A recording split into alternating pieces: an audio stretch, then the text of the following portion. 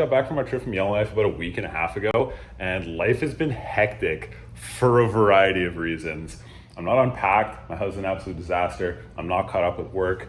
Life in general, utterly chaotic, and I'm insanely busy. So naturally, when Brent invited me out on a 4 or 5 day, 500 kilometer trip this weekend, I said yes. This is as far as I got into unpacking. Maybe 30% of the way there. Clothes still in the bags, everything just total disaster. The good thing is though, like, it's just ready to go. So like this, gonna go back in here, and then this, gonna go back on here. You can see Jerry Cam's still in the comment tick, which is hilarious. In a way, this is a really good time to be going on this trip. The reason being, we're just coming off a trip where we tested everything out. So like all the gear, we know how to use it. We know the quirks of all the little gear and all of our systems, all that kind of crap. We know what not to bring because we had way too much gear last time. So we're gonna pack light, we're gonna be more efficient. And Brent and I know how to work as a team way better than we did at the beginning of the last trip. Like, we've never been on a trip together, ever. Now we're like a good, effective team together, and we're gonna go out and be effective on this trip, which is fantastic. Like, we just laid all the groundwork, and this hopefully should go a lot smoother. Fingers crossed. I don't know, like, you never want to assume that nothing's going to go wrong, but like, I'm hoping this is going to be smoother. And also by virtue of it being like not as long, and we're going to have way less gear, hopefully it's going to go a little bit smoother. I want to be able to dedicate a little bit more time to taking cool video, get some video, some polar bears, some photos, all that kind of stuff. The adventuring fun aspect should be a little bit more prevalent this trip than last trip, I'm hoping. We'll see though. Okay, we are done with our repairs. Got the new knuckles in, they're all tied up. Got the loops, which are no longer loops, shortened. So these were super long and the chain was dragging like out here, and then this section of rope was getting under the runners and getting all chafed and just totally brutalized. So shortened it on both sides. I'm still using, I've got a bunch more rope that I bought. I'm still using the old tow rope, which is a total tangled mess.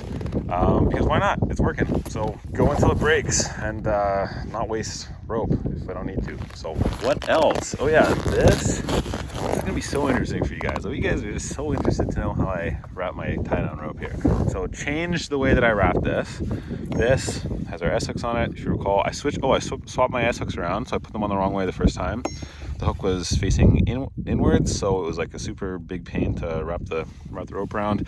Brent warned me about this, and I still did it the wrong way. So anyways, change these around, now they're the right way.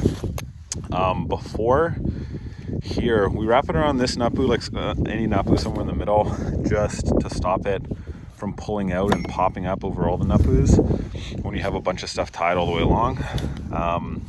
Before, what we did is we just had it run up here and behind, but that meant that there was a dead zone. Like, you couldn't really put an S-hook anywhere here or here. But now, since we're wrapping it around this way and then back out the other way, you can run an S-hook right up to here. Just a better way of doing it. Oh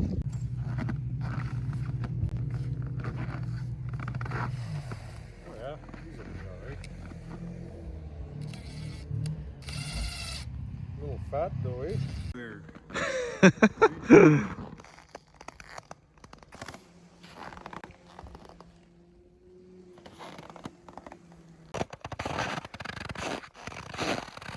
We're planning to set up camp at Pelly Point, which is about 220 kilometers from Cambridge Bay. But since we're leaving later in the day, we're going to stay at a cabin at the east end of Ferguson Lake and then continue on tomorrow. The sea ice between Pelly Point and Gateshead Island is known to be patrolled by polar bears, as the rough ice and multitude of cracks provides good seal hunting grounds.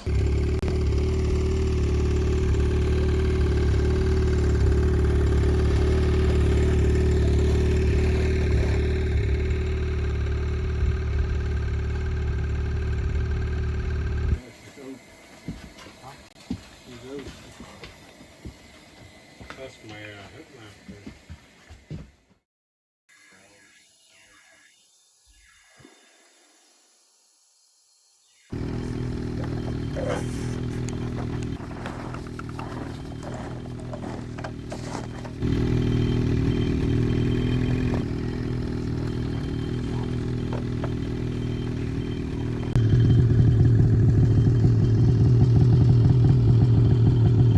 Looks like the road was a little rough on our new windshield here. All these screws sheared off, and this is now free, and it's actually not even attached to the box anymore. So we went a little late on the framing. Just just used 2x2 in the corners here, and also a little light on the screws. We were pretty limited in material and rushing a bit, and it's gonna require some repairs, I think, but that's how she goes. It's not a trip if stuff's not breaking, eh, Brand? Yeah. Really high tides here, that's why I think the boom's a lot. Oh, so this is the ocean, eh? The tides are pretty, like, they're a lot more intense than Cambridge Bay. Right.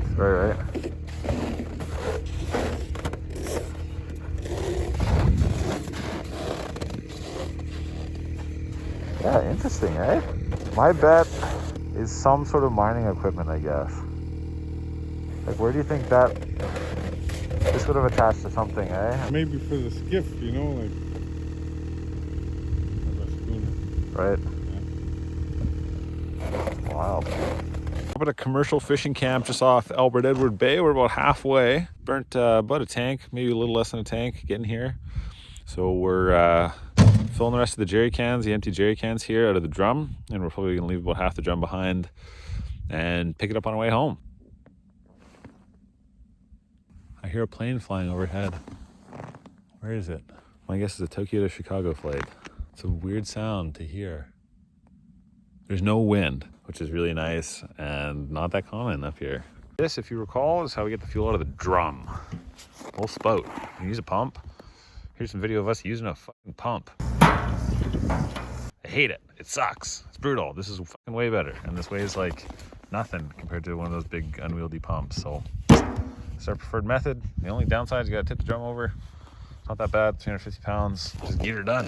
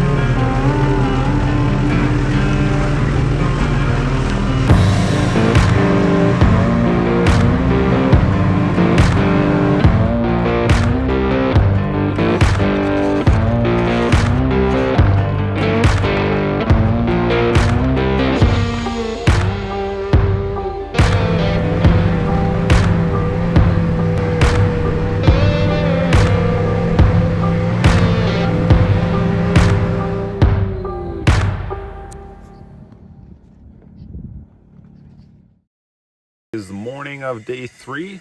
We made it to our campsite. We're on the ocean now, and we're about to do some exploring today. We'll bomb around, weave our way through some rough ice, just in general, have a good time. We can leave our camp set up, I think, probably camp here again tonight, and then maybe head back tomorrow. We'll see what we find. We are just about to head out. The game plan is we're heading right offshore. Right behind me, you can't tell, it's so flat, is land. Right ahead of us, we got some rough ice, and we're just gonna bomb straight out until the ice clears up a little bit, find a pressure ridge, and just go exploring. Probably head up towards, this is north, up this way. Gateshead Island is a little bit east, sort of northeast of us. So we're gonna kind of make our way up there and see what we find.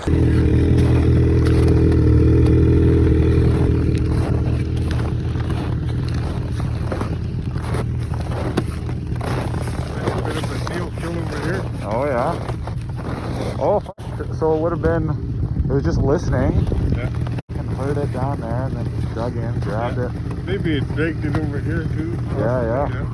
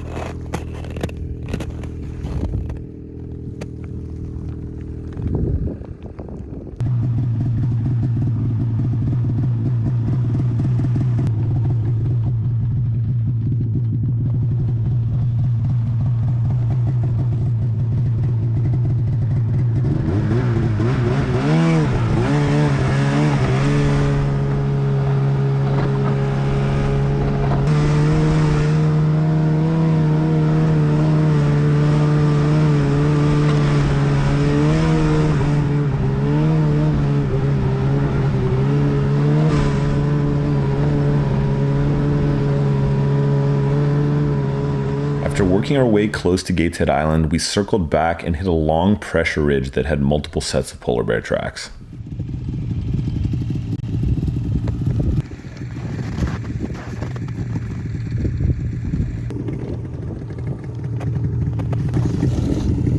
Nice we got this fresh layer of powder so we'll know when we're on a fresh set.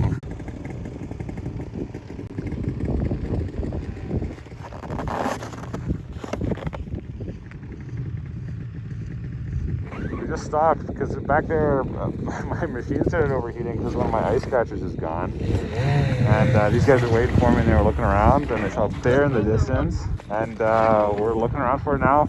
We lost the bear, but we found its tracks. So these are right fresh, like it was just here and we're gonna go find it.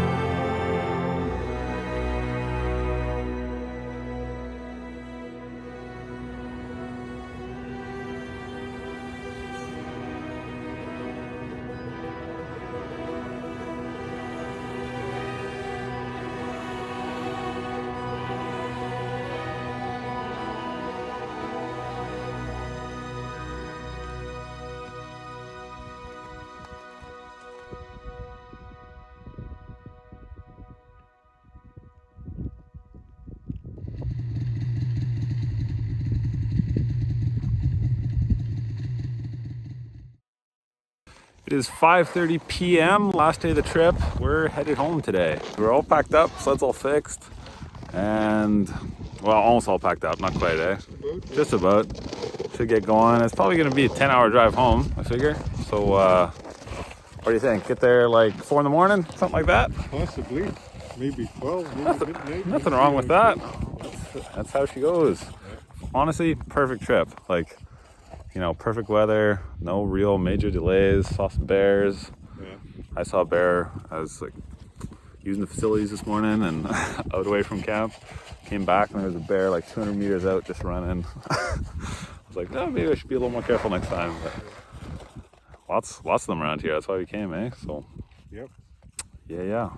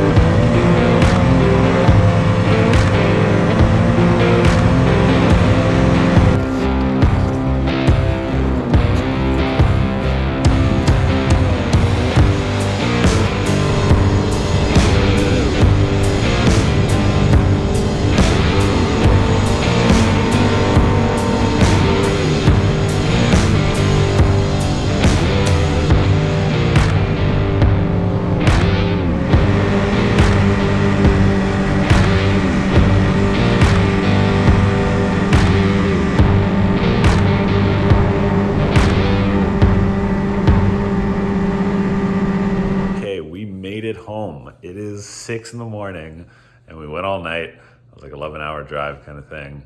And we made it. So yet again, doing an all-night drive to get home, maybe not the best idea. Gotta get out of this habit because it's a little bit taxing.